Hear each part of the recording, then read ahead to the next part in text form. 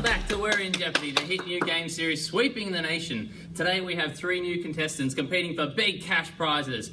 Introducing the lovely Mrs. A Lot of Money from Bondi Selective School. Why, thank you so very much for having me here today. I'm positively thrilled. Oh, we're so glad to have you as well. And these other 2 are here as well. We have Mr. Smith from Mount Druitt Local High School.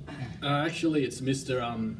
Yeah, that's great, Smithy. All right, and we also have Mrs. Y from Nepean School for Troubled Boys. It's Mrs. Yarrambull.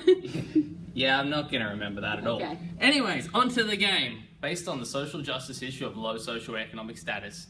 Now, for anyone who hasn't seen this show before, it's really quite simple. The 3 contestants will each select a question worth $1 amount from the board.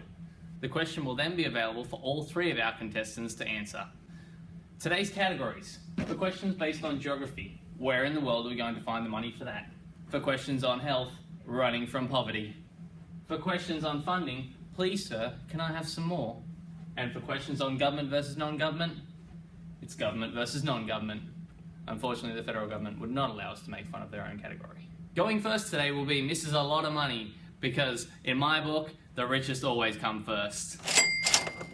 I'll take, please, sir. Can I have some more for $50? Very good. Here comes the question.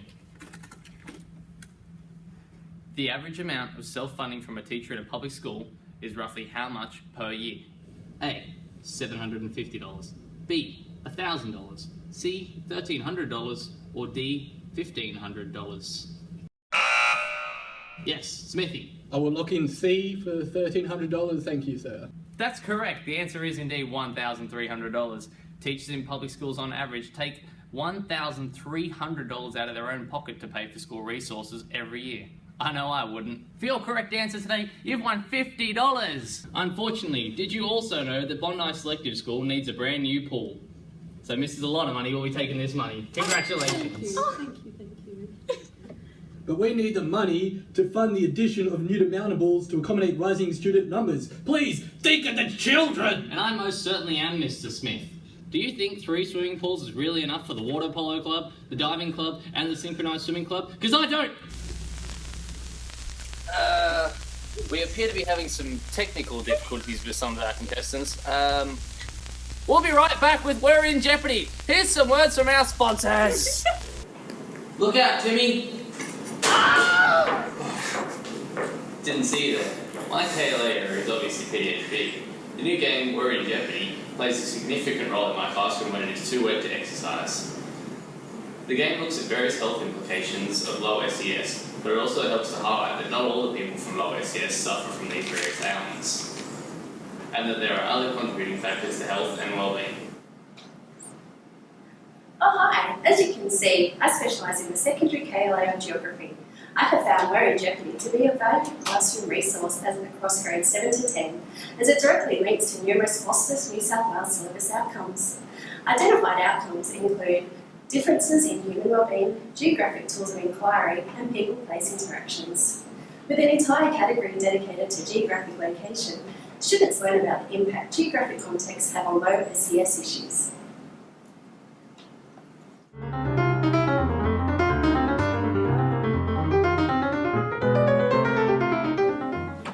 Oh, hi there.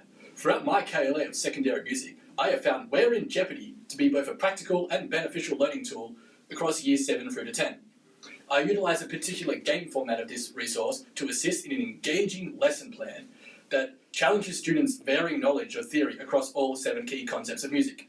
These key concepts correlate directly with the music curriculum obtained via BOSTES. Oh, hi there. I'm Mrs. Jonas, and Who threw that? And I teach at Aids High School in southwestern Sydney. See, We're in Jeopardy has improved my history classroom's ability to concentrate because they feel as though they're playing a game as opposed to learning. So now, rather than wanting to rip my hair out and chew off my own arm, I now look forward to going to class and teaching these kids. It's such a valuable resource. I use it for World War II quickfire questions, including countries involved and famous leaders. The only thing it doesn't do is spit out coffee and Xanax.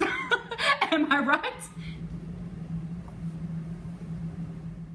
Through Marxism, one can gather that humans are divided by class. This theory states with vigour that all kinds of discrimination are based on economic power struggles, the large only growing larger. Students from a low socioeconomic area are at risk of many things, one in particular being their ability to achieve self-actualization. Without basic needs, emotional connection and self-esteem, the student feels as though they are beneath wealthier students or students from wealthier schools. Social reproduction theory states that there is a cycle of inequalities that are passed on from generation to generation. These may be certain ways of life or certain opinions of others' ways of life. If a child from a low socioeconomic background is being judged or picked on by other students due to their wealth or lack thereof, according to this theory, chances are high that it was the parents who instilled this belief in their own children and that people with less money are beneath them. The Where in Jeopardy resource embodies social justice pedagogy. Educating students about low SES through this inclusive and collaborative resource generates opportunities to discuss low SES and high SES issues with students. It also generates opportunities for critical reflection of their own experiences within the Australian education system and explores multiple perspectives of the impact socio-economic issues have had on their own education. In exploring this social justice issue through an engaging resource which encourages peer interaction, the value of an inclusive classroom is exemplified.